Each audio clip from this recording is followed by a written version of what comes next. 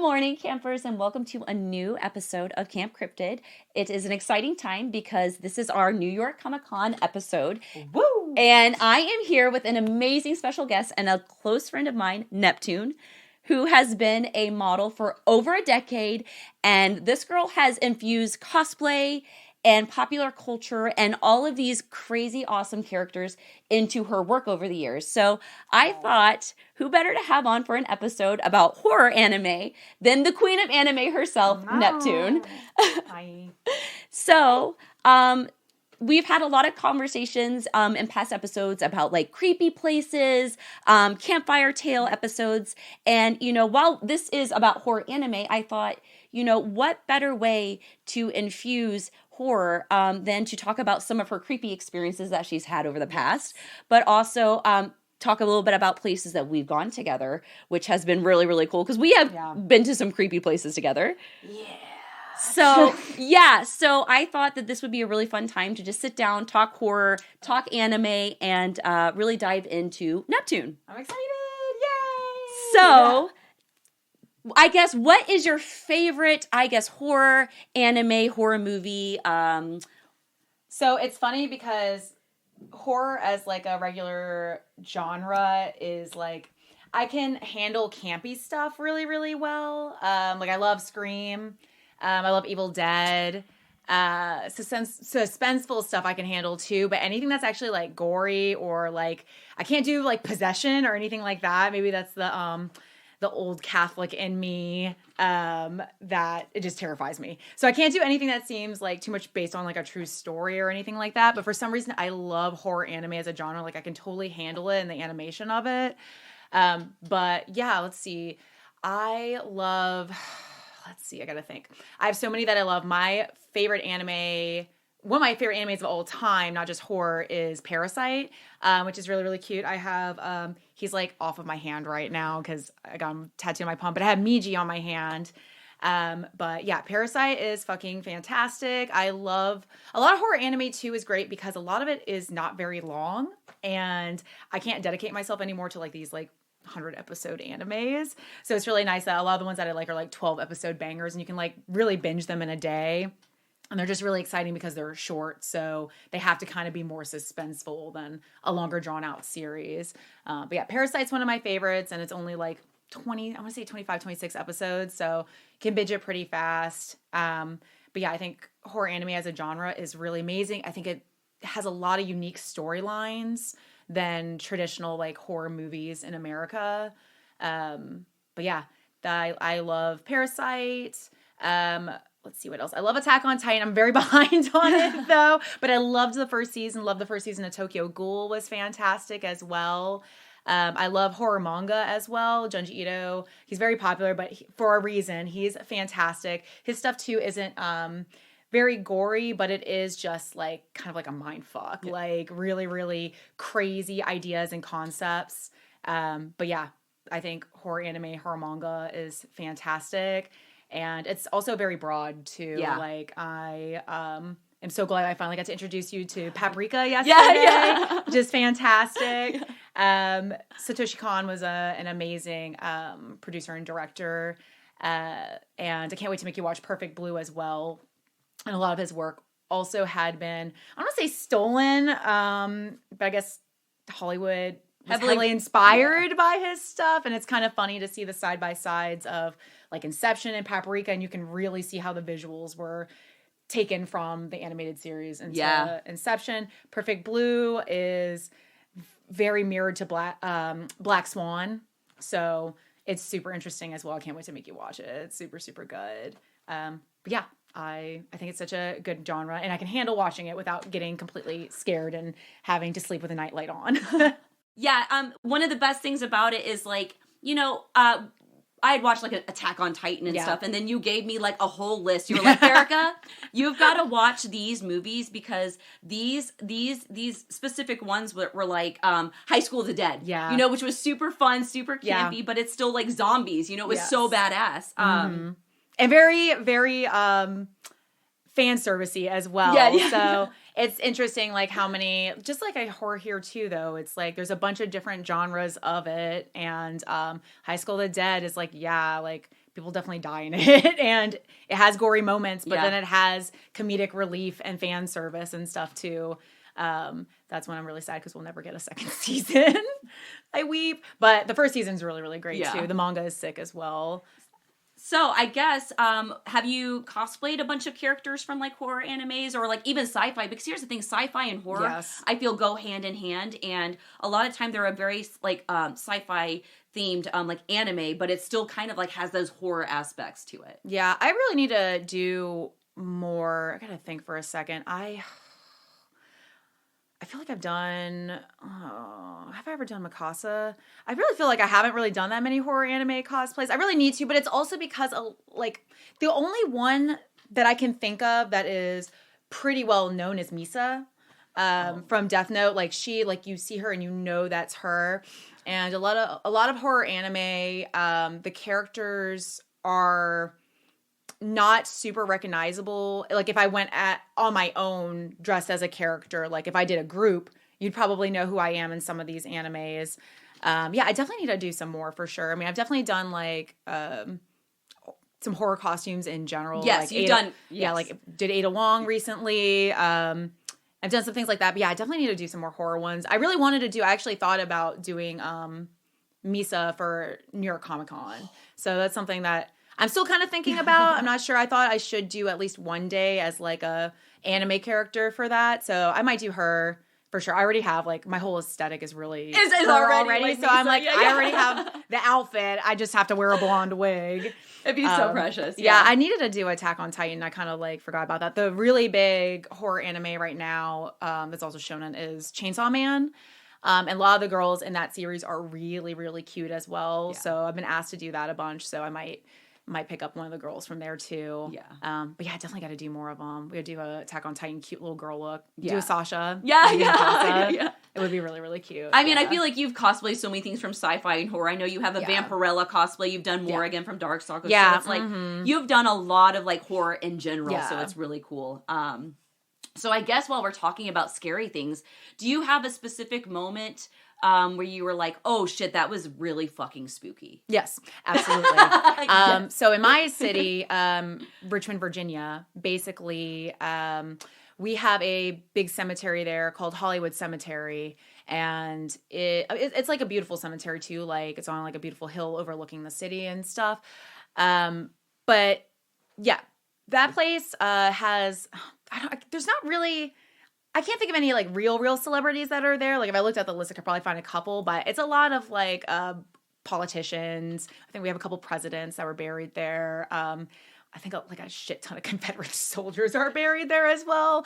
Capital of Confederacy. Yeah. But yeah, anyways, let's That's see. horror in itself. Yeah, it is.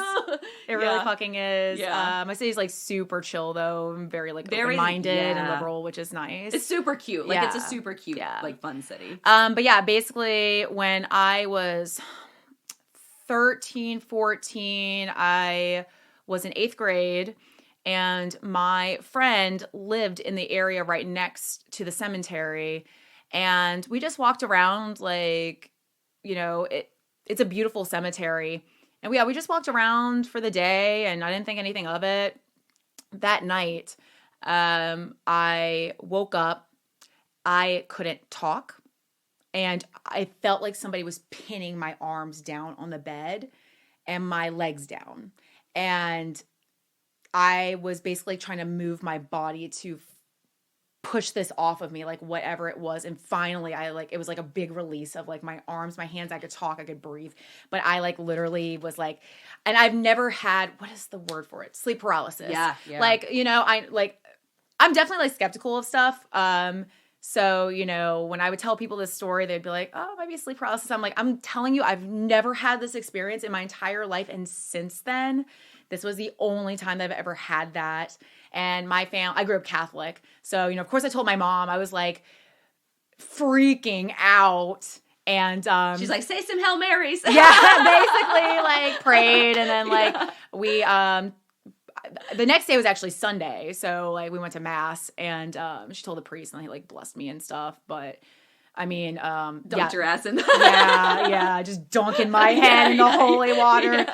just bring a bottle home with me. Yeah. But yeah, that experience is like something that's like ingrained in my brain for like my entire life, because it's like I've never had that experience prior to that or after. So that was definitely very creepy. And I have not been to that cemetery since.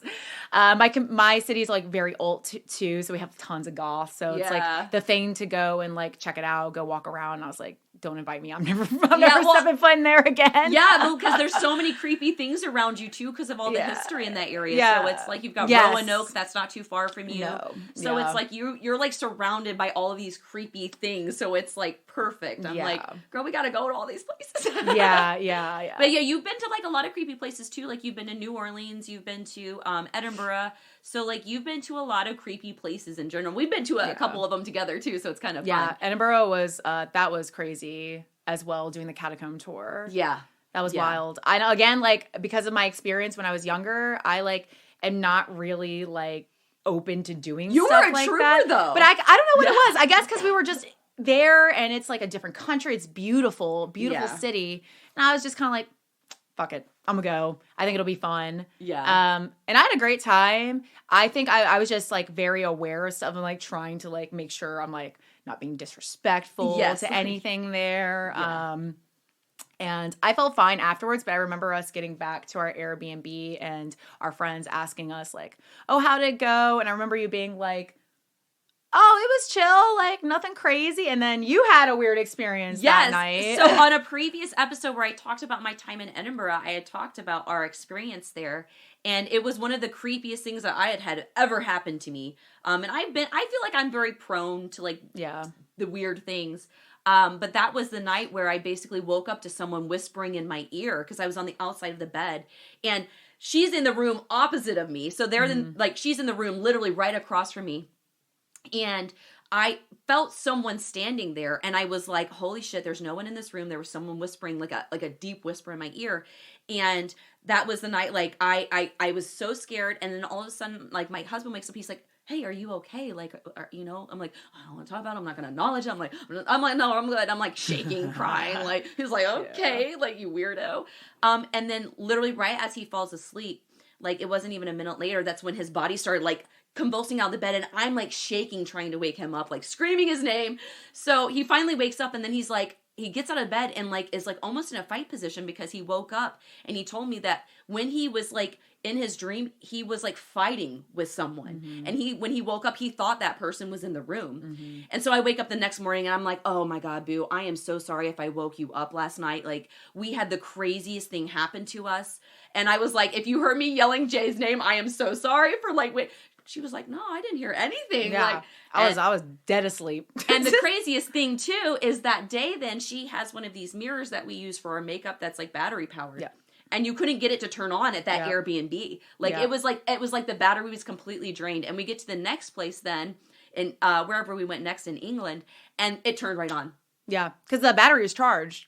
And I was like, this mirror should not be dying yet. Like, it's not super old or anything. Yeah. Yeah. But we were, like, literally, I wouldn't say, like, we were, like, maybe a couple blocks from the castle in Edinburgh, so we were definitely an older Edinburgh. And honestly, it was a creepy, really creepy, like, vibe. Like, there was, like, this, like, in the one room, it was, like, a courtyard in the middle, and it just looked creepy. But maybe it's because we're in Edinburgh and everything kind of looks creepy in a way. Yeah, but it's, like, very old. But it was very, But it's beautiful. Yeah. But yeah. Yeah, never forget. Yeah. So that was our haunted experience together. The ghost said... He followed us. He said, cute girls. Yeah. He said, you didn't have a creepy experience. Guess what, fam? I got you. Like, we're going to give you one. So that was really crazy. But yeah, so like, it's just been really cool because we've gotten to do all these like fun places together. But also like, when it came to like anime, you were like... I know exactly what you need to watch. You gave me like a list, like all these DVDs. And actually, recently... You got me this fucking sick Vampire Hunter D for my birthday. I literally lost my shit because I literally feel like I'm always like, Vampire Hunter D, oh my God, it's my favorite. So it's just I was so excited to find it. Because you don't see anything from it, really. Yeah. I mean, vampire stuff is like in again, because Castlevania, I think, really revamped the like anime vampire genre in general. So, but Vampire Hunter D is just like old school. And Castlevania is amazing. It is amazing. So good. I love that series so much. But I mean, honestly, like, you just gave me this list of movies and I was just like knocking them out. I was like, yes, it's so good. And then like you said earlier, The Perfect Blue, and then we watched Paprika last night, and it was just like so visual, so like such like it's just such an interesting like thing, because like with so much animation, there's so many more things that you can do and portray. So like Parasite, like holy shit, you know? Yeah. And not everything always like translates as well into like a live action like either. We don't talk about Death Note itself is amazing though. But, yeah. But yeah. So are there any like horror movies or horror anime that you like want to watch like super bad, like that you haven't watched? I need to finish Chainsaw Man. I know that's brand new, and for me, I don't like to watch stuff weekly. I feel like I have really like I love series and I love things about them. I have to rewatch them a million times because I feel like I have very bad short-term memory with stuff like that. And watching things like weekly, because anime episodes are probably like 23, 25 episodes. 23, 25 minutes long, sorry. And waiting the next week, I'm just like, I don't remember quite as much. So it's nice for me I like to just sit on my couch and binge watch the whole season that's out. I think Chainsaw Man's probably gonna be like 12 episodes, so I'm just gonna wait to do that. But yeah, we should watch the first episode because it's pretty I haven't sick. watched it yet, It's pretty sick, and it's like right off the bat is like, oh shit. Yeah. I need to rewatch a whole bunch of series, but that's one that I need to watch completely. That's like brand new as well. I need to finish Attack on Titan. It was one of those things where it's like I loved the first season, and then again the second season came out. I was trying to watch it weekly. I'm just like super far behind on it, but I know it's like I think about to finish up if it hasn't. I know the manga's finished at least. Another series that I love that I really want to make you watch too, that's short, like 10 episodes, is Made in Abyss. That's the newest thing that I've watched, and it's not a super new series, but not a super old series either, but also like just insane. And I know they just came out with a second season, so I think that had finished, so I'm definitely going to binge that second season as well, but I highly recommend that. And I also need to finish every single one. I'm like, you need to watch this. It's really good. Promised Neverland as well, which is very popular as well. That also blew up. I read pretty much all of the manga at this point. The manga is so good.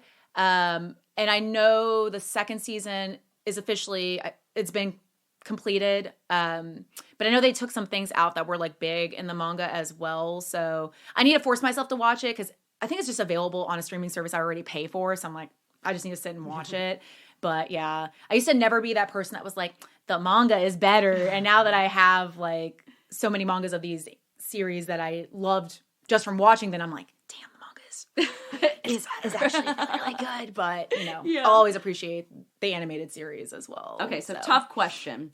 If you had to recommend 3 horror anime to someone who's never seen a horror anime, what would you recommend? Oh, fuck. All right, hold on. Oh, no. Perfect Blue. Really, really good. I mean, it's good for a reason, and it's one of the most popular for a reason. Definitely that. I mean, Parasite is my favorite, and I feel like every time I recommend that to somebody, they're like, this is sick. Like, it's really good. Third one, oh, God. Okay, hold on.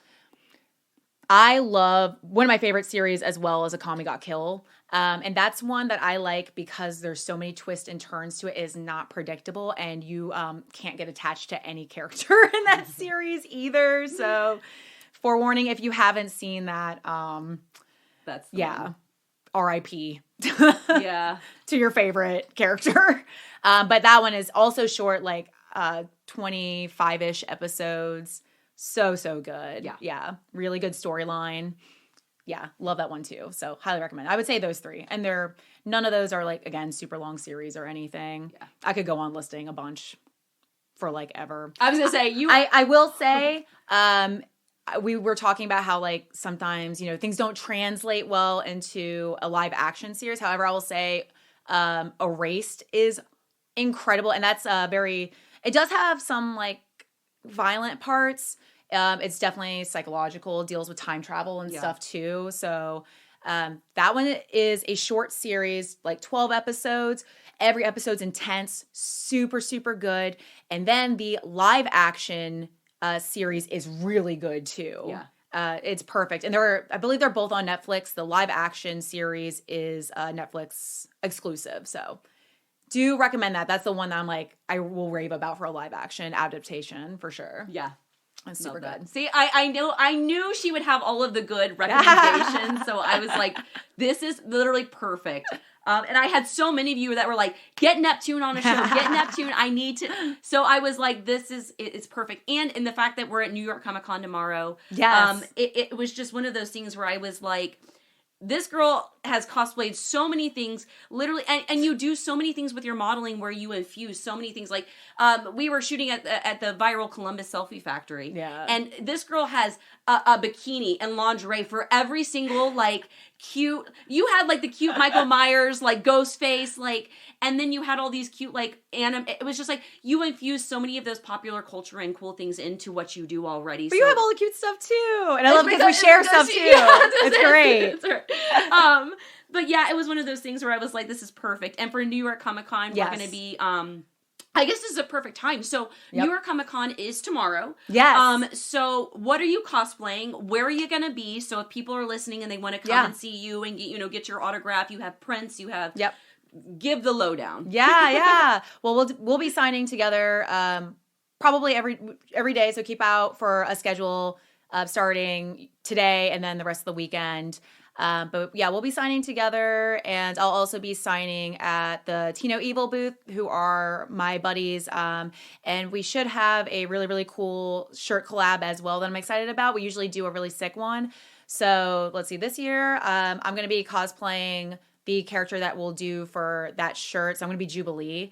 One of my favorites to wear, and people always love to see it because she just doesn't get enough love. And you are so as a mutant. Good.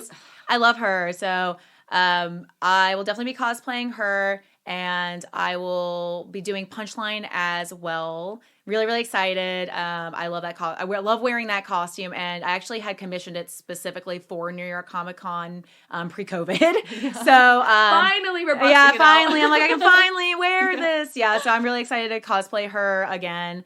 And I'm thinking, like I said, I'm debating what I want to do right now for tomorrow, this weekend at this point. So doing like a anime character. I have a costume that I've had in storage for 6-7 years that I've never worn, that I'm debating on wearing as well. It's really cute. It is Mulan as a Sailor Scout. Yeah.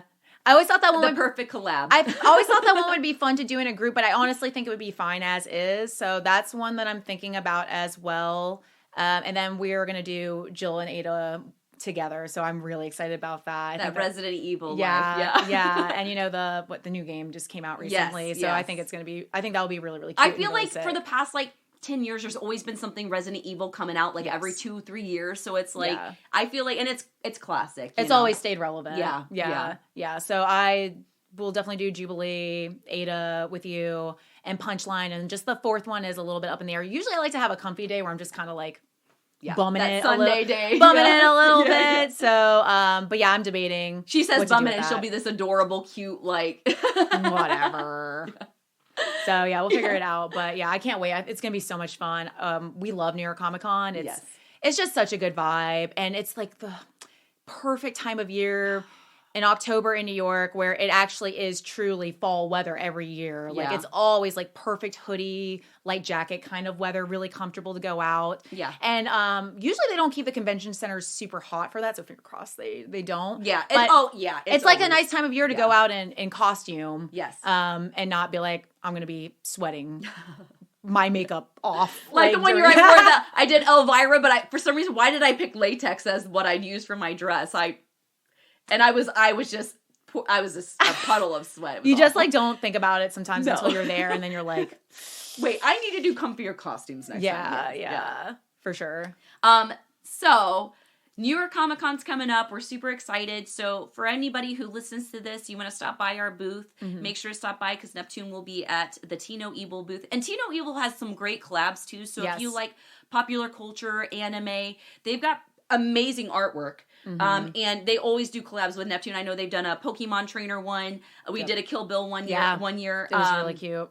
And they've done multiple. So you'll definitely have to stop by and see her shirt collab with Tino Evil. Definitely stop by the Camp Cryptid booth, especially if you're like listening to this episode and you hear it and you're like, boop, boop, I want to go say hi. Make sure to come say hi because we're also, by this time, we've worked on a Gettysburg Haunting, which is a horror movie by the director Gabe Braxton, he's a phenomenal writer. I literally am like, Gabe, send me stuff to read, and I make him send me his scripts, and it's just like every time I read, it's just so fun to read. He's fucking incredible. But we've worked on that together, and so we're just really excited now to be at New York Comic Con and hanging out and like pulling it all together. You know, talking about horror anime, pop culture, horror, everything. And we just love like meeting you guys and being able to chat and like, you know, talk about nerd stuff that we like. Yes. It's always so great. Especially when people come by in their cosplays and they're so precious and it's like, yes. Yeah, I love it so much. But so it's been awesome having you on. It's like, I feel like the time flew by and I'm like, holy cow. So that just means maybe another part 2 coming up. But so for anybody listening, Neptune, where is like a great place for them to find like your website, your social medias, and anything about New York Comic Con or anything else you'd like to add? My website is neptuneexplainsitall.com, and that basically just brings you to all of my socials on there, so you can find me on there, my Twitter, my Instagram, and everything like that. So check that out, and then you'll be able to find all my stuff there. And she's popping on Twitter, so make sure to look up Neptune, your waifu Neptune. On Twitter. Yep. So that's like, we'll make sure to link all that below, so if you guys want to come find Neptune, you can find her.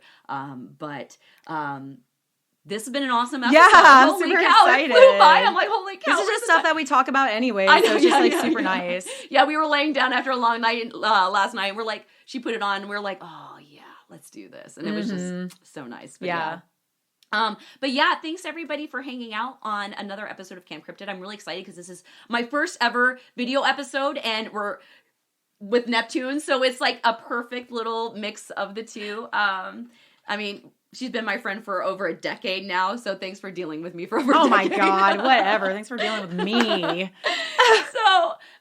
Thanks everybody for hanging out, and make sure to check out our socials on not only Neptune socials, but Camp Cryptid if you're not following us on Twitter and Reddit. I posted a lot of weird shit in Reddit. I'll make sure to post some cute clips from this as well. And I'll make sure to post Neptune socials in there as well so you guys can follow her. But thanks so much everybody for hanging out. This has been awesome. And like I said, this is my first ever video episode, so I hope you guys like it, and we'll have a lot of fun guests on. And if you love Neptune, make sure to request another episode in the comments and let us know. I could seriously what talk topic. About. We could probably go on and on forever about random shit. So let's do it. But everybody, thanks again, campers, and have a wonderful rest of your day. And thanks for listening. So bye, everyone. Bye.